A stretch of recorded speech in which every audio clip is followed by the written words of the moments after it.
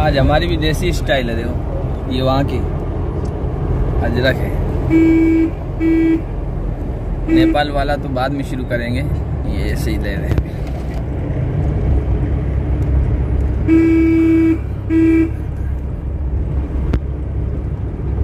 लोगों के खासतौर पर जो इधर नहीं आए ना, उनके तस्वर में है रोड टूटे फूटे यूं, उनको दिखाएंगे हम। देखो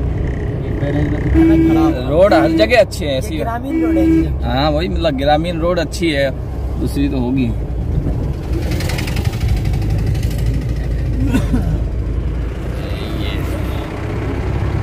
ये पूरे हरियाली।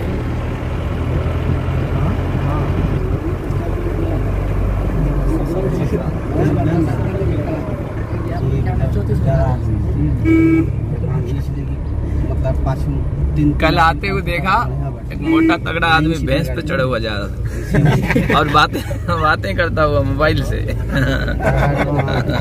मैं कहा ठीक है, ये सवारी अच्छी है।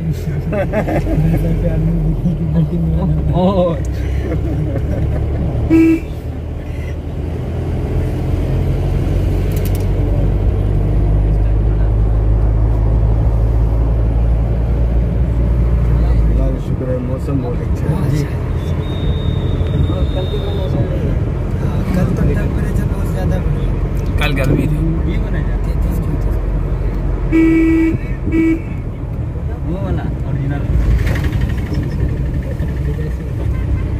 नया